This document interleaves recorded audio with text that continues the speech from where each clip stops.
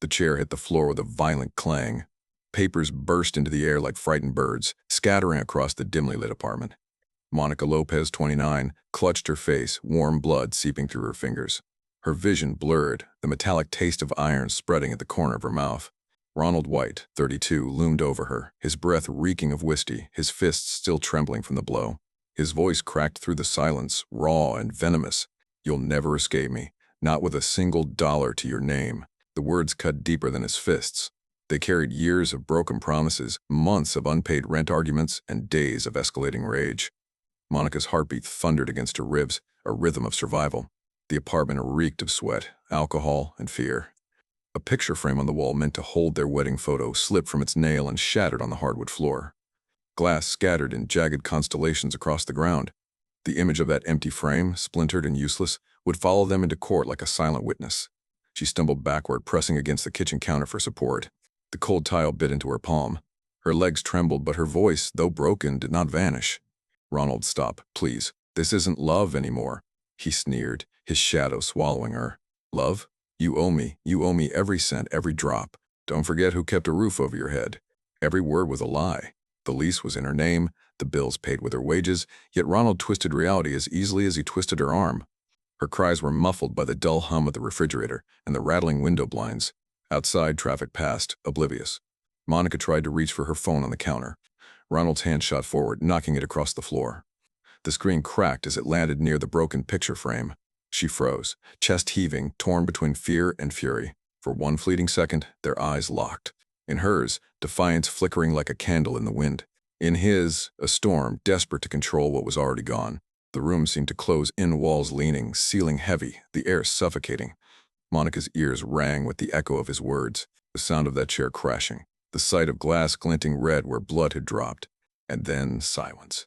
A silence so thick it pressed on her eardrums, forcing her to hear only her ragged breathing and the pounding inside her skull. She whispered, not to him, but to herself, "This is not how my story ends." The apartment door rattled with the slam of Ronald's retreat. He left her sprawled on the floor, surrounded by shards of glass and scraps of paper like battlefield debris. But the war was only beginning, because the next time these two names would collide, Monica Lopez and Ronald White, it would not be in a cramped apartment under flickering lights. It would be under the cold fluorescent glow of a courtroom where the world would bear witness. And the broken frame would return, not as decoration, but as evidence. The courtroom smelled faintly of varnished wood and stale coffee. The bailiff called the case, his voice echoing against the paneled walls. Lopez versus White. Sax Ronald White adjusted his tie, a smirk tugging at the corners of his mouth as he took the witness stand. He had shaved that morning, polished his shoes, even worn a navy suit that made him look less like the man who swung his fists in a cramped apartment, and more like a respectable fiancé wronged by a woman's instability. He cleared his throat and leaned into the microphone. "Your Honor, I never wanted to be here. Monica and I were engaged. I supported her. But she—" He paused, casting his eyes down as though gathering strength to speak about some tragic ordeal. "She refused to pay her share of rent. She grew unstable. She lashed out. I was only trying to protect myself." The prosecutor shifted in his chair, half convinced. Members of the jury exchanged glances, sympathetic murmurs slipping through the gallery. Ronald repeated the words like a spell. She was unstable. She was hysterical. Again, she was unstable. She was hysterical. Each repetition painted Monica in darker shades, turning her from victim to aggressor in the minds of those listening. Monica sat at the plaintiff's table, shoulders drawn tight, hands clenched into trembling fists. Every time he said those words, her stomach twisted. The same tactic he used at home, gaslighting, twisting reality, now dressed in legal clothing. Ronald's attorney rose smoothly. "Mr. White, did Ms. Lopez ever threaten you physically?" Ronald nodded solemnly. "Yes, she came at me during an argument about money. I had no choice but to defend myself. She attacked me first." Gasps whispered through the room. Monica's heart pounded louder. Her nails dug crescents into her palm.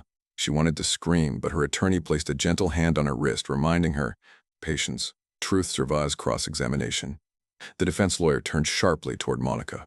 "Ms. Lopez, isn't it true you refused to pay rent for 3 consecutive months?" Her throat tightened. For a moment, she couldn't breathe.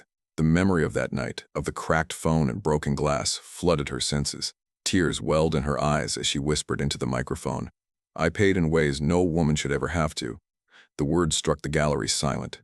But Ronald laughed softly, shaking his head. "See? Hysterical. She talks in riddles. This is what I lived with." She was unstable. She was hysterical. "What?" The motif echoed again, now bouncing off the wood panels like a chorus rehearsed. A neighbor was called to testify. A woman in her 60s, clutching her purse as though it could shield her from judgment. I did hear shouting, she admitted, but I couldn't tell who started it. Sometimes Monica seemed emotional. Ronald's lawyer seized the moment. Emotional, yes, thank you. The jury scribbled notes. The prosecutor's pen tapped nervously against his folder. The weight of suspicion leaned against Monica's shoulders, pressing her down further into her chair.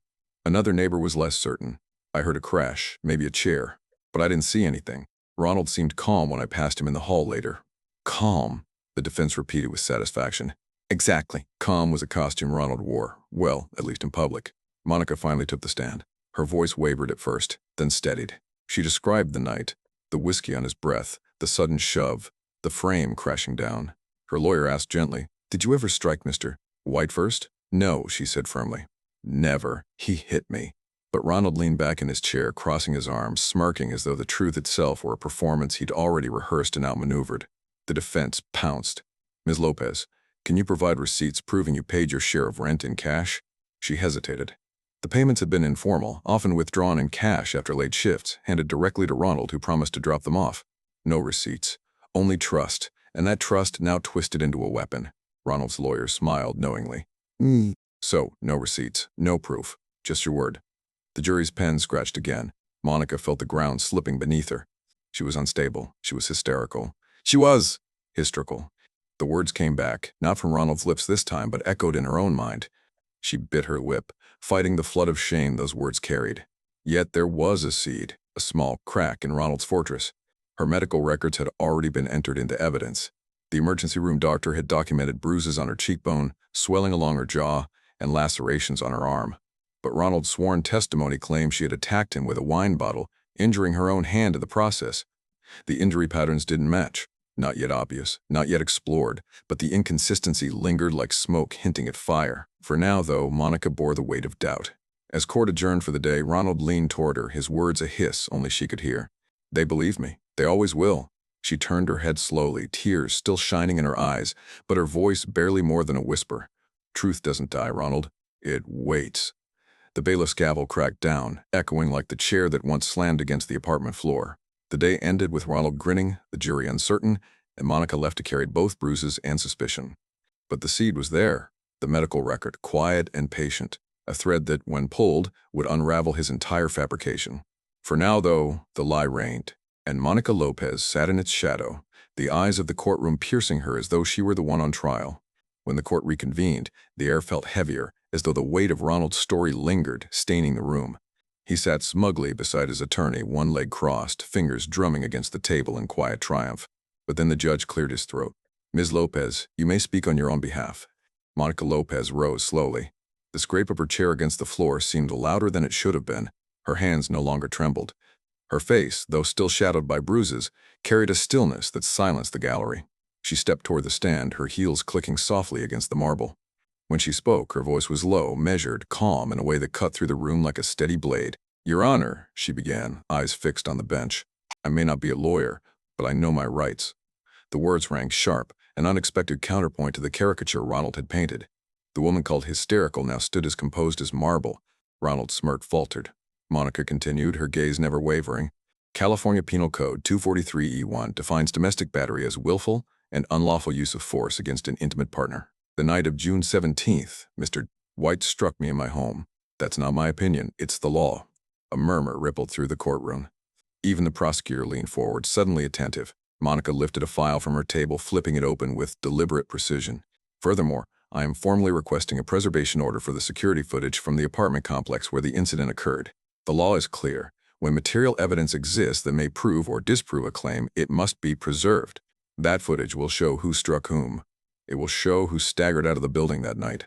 The judge leaned back, brows raised. Ronald's attorney shifted in his seat, whispering urgently into his client's ear. Ronald's jaw clenched, color draining from his face. Monica's tone never rose, but its weight grew heavier with every sentence. "Your Honor, this case is not about unpaid rent.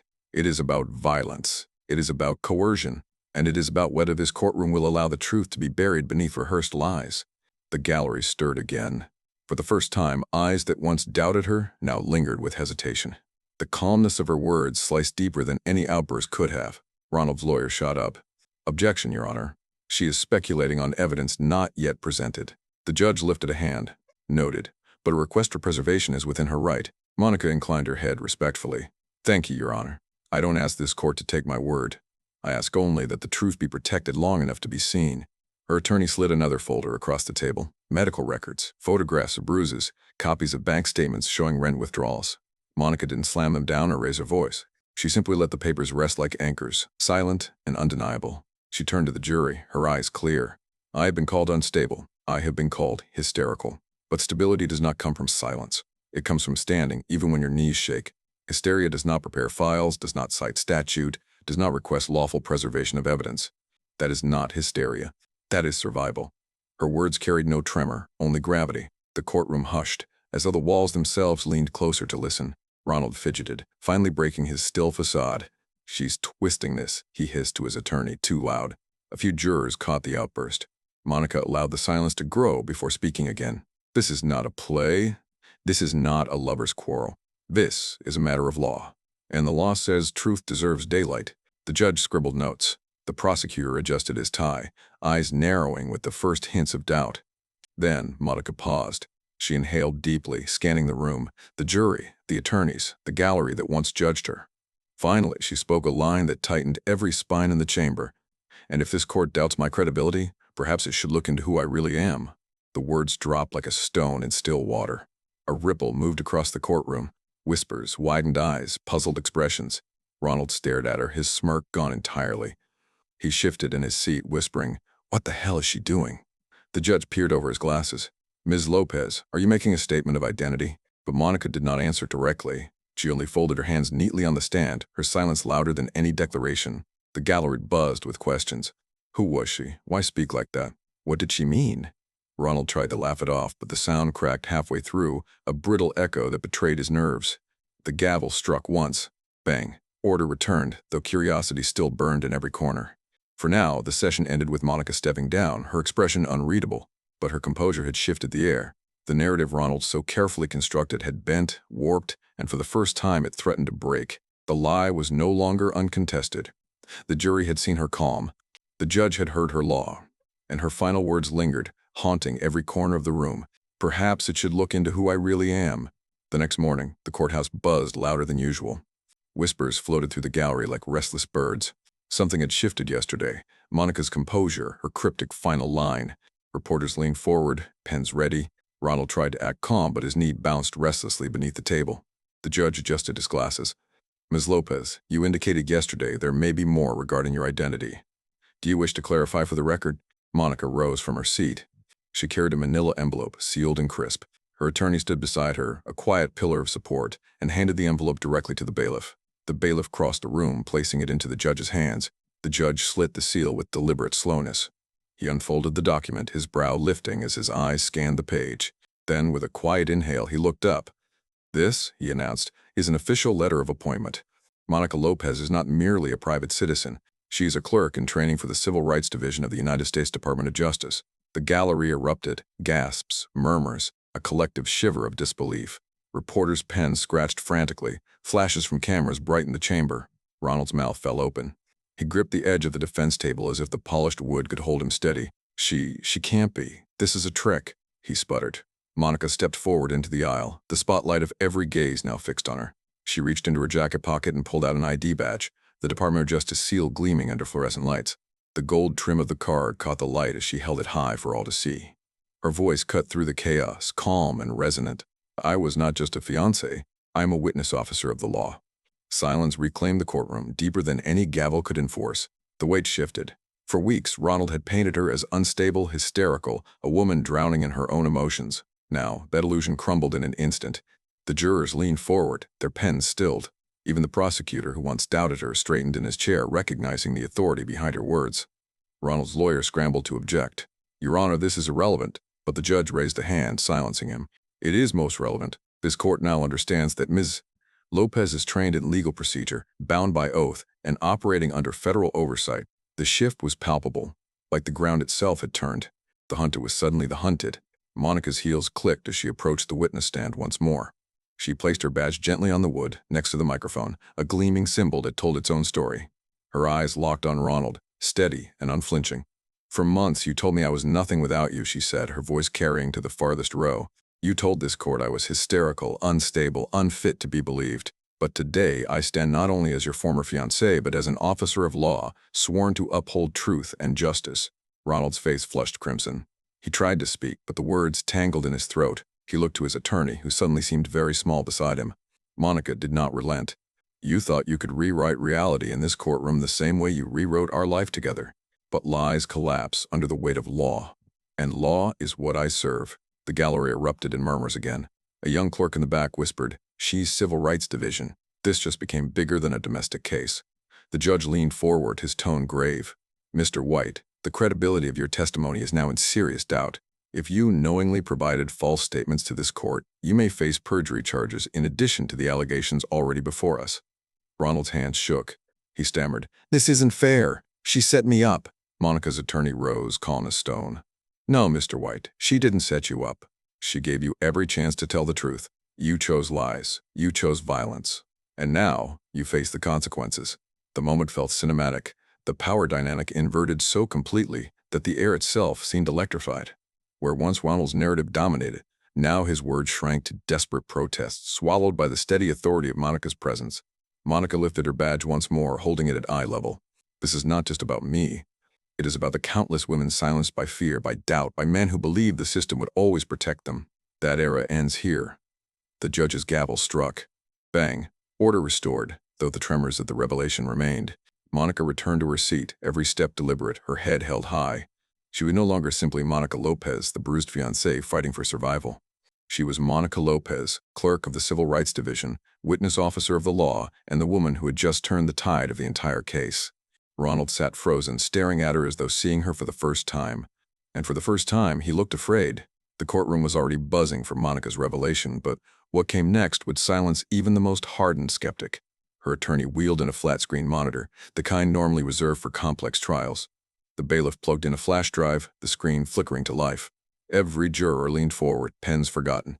Monica stood beside the monitor, badge glinting under the lights, her posture steady. "Your Honor, this is the surveillance footage from the apartment complex, preserved under court order." The judge nodded. "Admitted into evidence."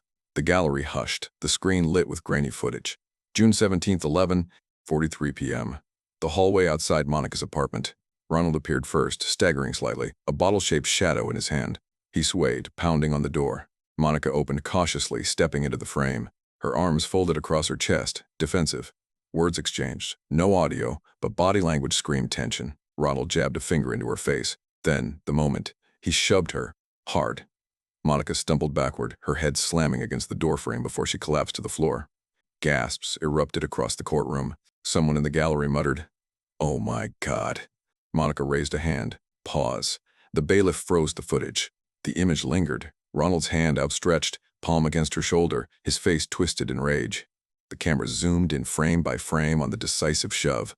"This," Monica said evenly, "is what he called self-defense." Ronald shifted in his seat, his face blanching. His lawyer whispered frantically, but Ronald shook his head as if denial alone could erase the images on screen. "Resume," the judge ordered. The video rolled on. Monica scrambled to her feet, clutching her arm. Ronald leaned over her, shouting. His fist lifted. The screen froze again on the frame, his knuckles inches from her face. Zoom. Every juror saw the clenched fist, the raised arm. A collective shudder passed through the gallery. Then Monica's voice broke the silence. "This is not hysteria. This is battery," she signaled again. "Now, the audio." Another file loaded, a phone recording she had managed to save from a voicemail. Ronald's voice filled the speakers, venomous and clear. "You think you can leave me? You think you can take what's mine? I'll ruin you, Monica. I'll ruin you until you've got nothing left." 4. The words echoed through the chamber, chilling and undeniable. Ronald buried his face in his hands. No, it wasn't supposed to come out. The jury stared, unblinking. The prosecutor, who once leaned toward Ronald, now sat rigid, pen unmoving. Even the judge's jaw tightened. Monica did not stop. And finally, medical records from St. T.S., Luke's hospital. Documented bruising along the cheekbone, lacerations to the left arm, consistent with blunt force trauma, injuries not consistent with a wine bottle, as the defendant claimed. She placed the file on the evidence table, the paper spreading like a verdict written in ink and blood. The prosecutor stood. Your Honor, the people moved to admit all presented evidence into the record. Granted, the judge replied. Ronald's lawyer tried to object, but his voice faltered under the weight of the footage, the audio, the records. Your Honor, this is circumstantial. The judge cut him off. Counselor, a video is not circumstantial. It is direct. The jurors exchanged looks of grim certainty. The gallery whispered, then fell quiet again, stunned. Monica turned back to the jury. 67% of domestic violence cases involve financial abuse, rent, debt, withheld access to funds. He told you I refused to pay. What he didn't tell you is that every time I handed him cash, he pocketed it. Every dollar bought another bottle, another night of rage. Financial abuse was not separate. It was the fuse for physical abuse. She let the statistic hang in the air, then added, "This is not just my story. This is a pattern, a design." The prosecutor nodded, his earlier doubt now replaced by conviction. He rose again. "Members of the jury, you heard him. You saw him. This is not the testimony of a hysterical woman. This is evidence. Hard, irrefutable, damning evidence." Ronald slammed his fist against the table, face red, veins bulging. "She's lying. She set me up." "That footage. The judge's gavel thundered. "Order!" Ronald's lawyer pulled at his sleeve, whispering frantically, but Ronald shook him off. His mask had shattered. The calm, composed defendant was gone, replaced by the man in the video, the man with fists raised and words dripping poison. The courtroom could see it now. Everyone could. Monica stepped closer to the jury box, her badge still glinting on the stand. "He told you I was unstable. He told you I was hysterical. But watch closely. Who looks unstable now? Who looks hysterical now?" Ronald shouted again, rising halfway from his seat before the bailiff restrained him. "She's destroying me. She's making me look like—" The words died on his tongue, because that was exactly what had happened. Not by fabrication, not by rumor, but by evidence. By the cold eye of a camera, the impartial ink of medical records, the unfiltered venom of his own voice. Monica's attorney placed a final exhibit on the table, a stack of text messages. Ronald's threats spelled out in block letters. "Pay me or you'll regret it. You're nothing without me. If you go to the cops, I'll make sure you never work again." The judge flipped through them, expression grave. The gallery held its breath. Finally, Monica spoke again, voice steady, each word a hammer. Lies collapse under evidence. "This is not my imagination. This is not hysteria. This," she gestured to the monitor, the audio, the files, the texts, "this is reality." Silence. The kind of silence that follows a gunshot, heavy and absolute. Ronald slumped into his chair, his face pale, his eyes darting from juror to juror, searching for belief, for sympathy, for anything. None came. The lie had died. And, for the first time, the courtroom exhaled. The evidence had crushed Ronald's lies, but Monica did not stop there. She knew this was not just about her broken engagement, her bruises, or even the $20,000 she was owed. It was bigger, much bigger. She rose once more, turning from the jury to the gallery, speaking not only for herself, but for every set of eyes locked on her. "Your Honor, members of the jury, ladies and gentlemen," she began, her voice clear, unwavering. "This case is not just about one man shoving his fiancée. It is not just about bruises, hospital bills, or broken promises. It is about a pattern, one that repeats across this nation every single day." She paused, letting the silence pull the room closer to her words. Domestic violence is not only fists and bruises. It is also control. It is debt used as a leash. It is rent turned into ransom. It is bank withdrawals made invisible. It is financial abuse, and when paired with physical violence, it becomes one of the most silent, least reported crimes in America. A few jurors nodded, slowly, absorbing the weight. Monica gestured toward the monitor, where the bailiff now displayed a slide in plain text, stark against the black background. 1 in 4 women experience intimate partner violence. 40% never report it, most silenced by financial threats. The words hovered in the air like a grim infographic, each statistic heavier than the last.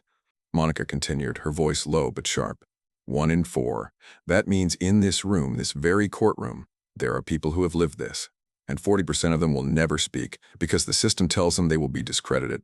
Because their abusers tell them they are hysterical, unstable, unbelievable.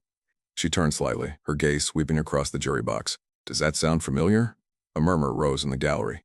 The repetition of Ronald's smear, unstable, hysterical, now exposed for what it was, a textbook tactic, not an isolated insult.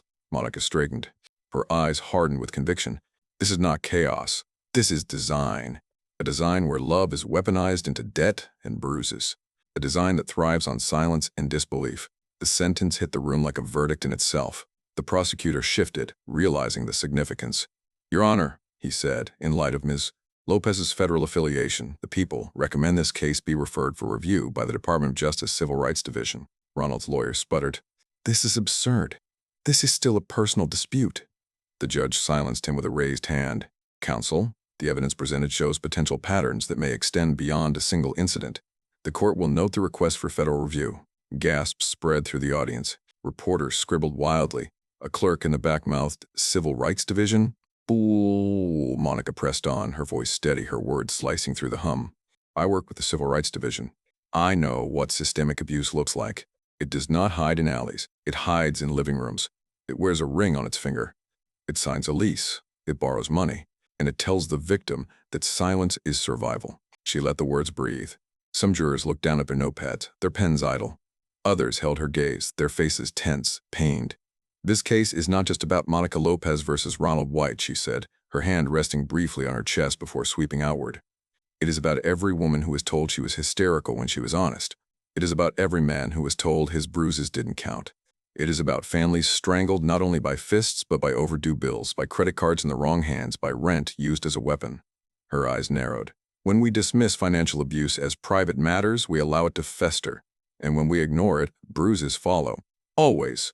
She walked slowly toward the evidence table, laying a hand on the stack of medical records, the printed texts, the photographs.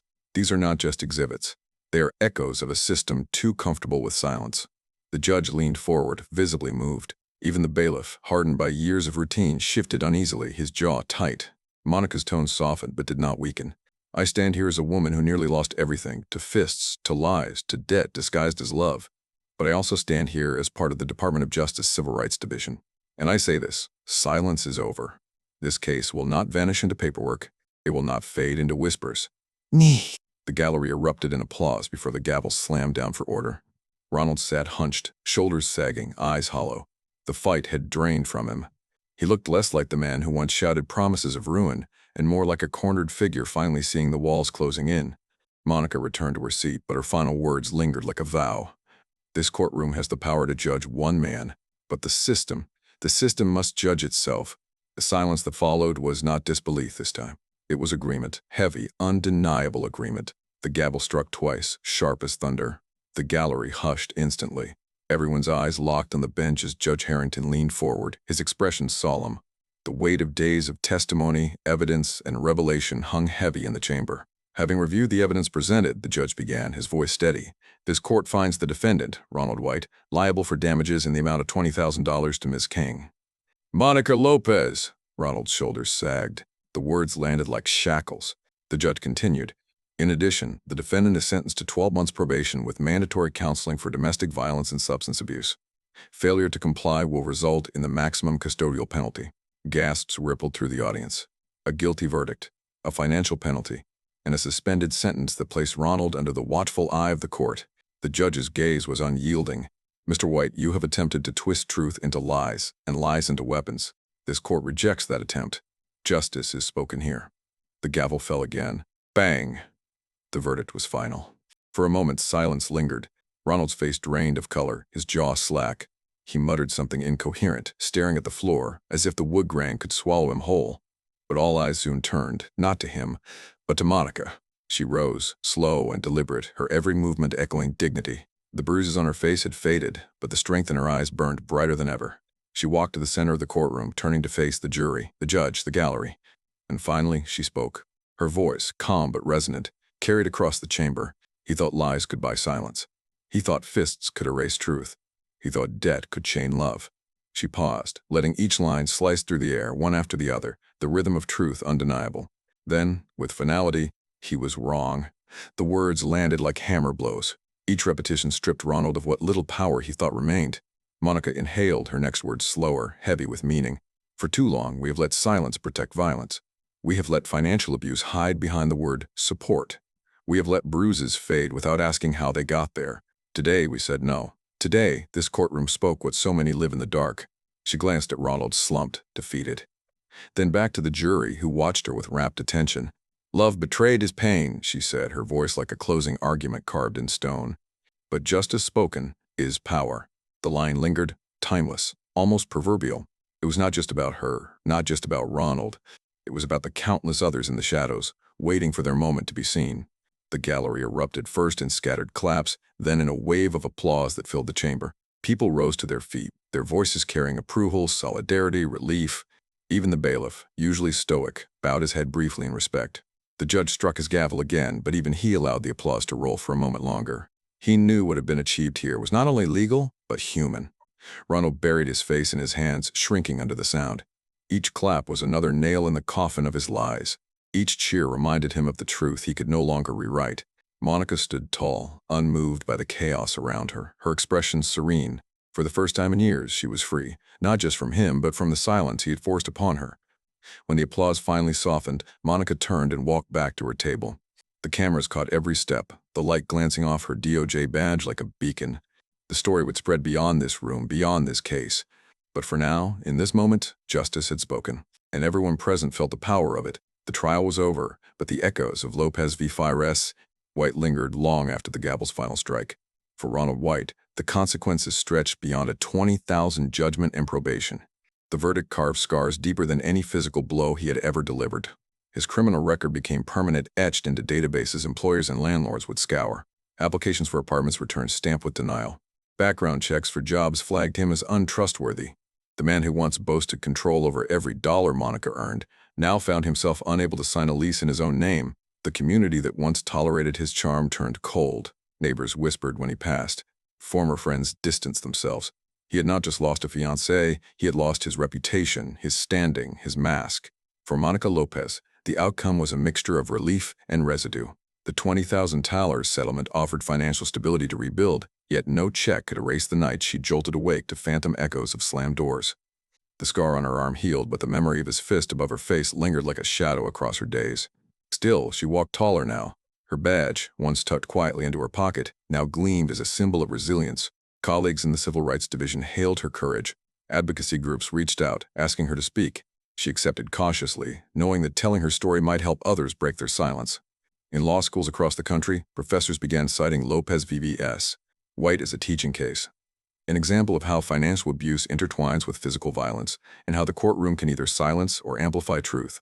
Caseboats recorded the trial not just as litigation, but as a turning point in recognizing economic coercion as a form of domestic abuse. But the story did not stop there. It traveled outward, rippling across lives far beyond Monica's. A young woman in her 20s sat in the gallery during the trial, hands clenched in her lap. For months, she had hidden bruises under long sleeves and lied to her parents about accidents. Hearing Monica speak, watching her stand against Ronald's lies, lit a fire in her chest. 2 weeks later, she filed a police report against her boyfriend, ending a cycle of violence that might otherwise have consumed her. In the back corner of the courtroom, a clerk named Daniel had taken notes through every hearing. Fresh out of college, he had considered corporate law, chasing stability and money. But as he watched Monica dismantle lies with law, watched her reveal the systemic design of abuse, his path shifted. He applied to law school with a new purpose, to specialize in human rights and domestic violence cases. Her courage, he told his application essay, is why I will fight for others. These side stories, small at first, became threads woven into the legacy of Monica's case. The courthouse itself bore a reminder. Weeks after the trial, a small bronze plaque was mounted outside courtroom 3B. Its inscription was simple but weighty, the Hall of Responsibility. Dixis. Fursuivers paused at the plaque, tracing the engraved letters with their eyes, sometimes with their fingertips. The hall became a quiet symbol, not just of punishment, but of accountability. For Monica, walking past that plaque on her way to work carried a strange gravity. It reminded her that while justice had spoken, justice also demanded vigilance. Each case, each testimony, was part of a larger fight to turn silence into speech. Reporters called her a symbol. Advocates called her a survivor. But Monica saw herself differently, as a woman who had been broken, who had bled, who had feared, and who had chosen to stand anyway. Her voice had tipped a balance. Her evidence had cracked a lie. Her truth had made a system listen. And that, perhaps, was the most enduring aftermath of all. Proof that even in the face of disbelief, even when labeled hysterical, one voice could change the record, could shift the system, could light the path for others still trapped in the dark. The trial was over, but the story was not. Because stories like Monica's never end with the verdict. They ripple, they echo, they inspire. And long after the applause fades, the plaque remains, quietly reminding every passerby that responsibility cannot be escaped and that justice, once spoken, leaves a mark. The courthouse steps glistened under the late afternoon sun. Cameras flashed, microphones thrust forward, voices overlapping in a chorus of questions. For the first time since the trial began, Monica Lopez stood outside, not as a victim in hiding, but as a woman unafraid to be seen. She adjusted the DOJ badge clipped to her jacket, then raised a hand. The crowd fell into silence. Her voice carried, steady and unflinching. Silence only feeds injustice. Lies kill faster than fists. Share this story so no one hands their heart to violence again. The words rippled across the crowd, cutting through the static of shutter clicks and murmured commentary. Reporters scribbled furiously. Advocates in the back nodded through tears. Monica drew a breath, her tone both urgent and tender. This is bigger than one courtroom, bigger than one bruised face or one broken lease. Financial abuse and physical abuse walk hand in hand, and too often victims are told their pain is private, their debt, their shame. That ends today. Share this story so those who are trapped in silence can see they are not alone and know that justice is not beyond reach. Her gaze swept the crowd not as a plea but as a command born of survival. Don't let bruises fade into whispers. Don't let rent be used as ransom. Don't let fists or lies dictate the value of a life. She paused, then spoke her closing line with the cadence of a verdict. Actions have consequences. Tonight, justice drove the final mile. The applause that followed was not just for Monica, but for the truth she had carried into the open. Cameras captured her walking down the steps, head high, her figure framed by the courthouse doors behind her. The story would travel through news outlets, social feeds, whispered conversations at dinner tables, and with every retelling, another silence would break. Monica Lopez had won her case. But more importantly, she had given her voice to those who still waited for theirs.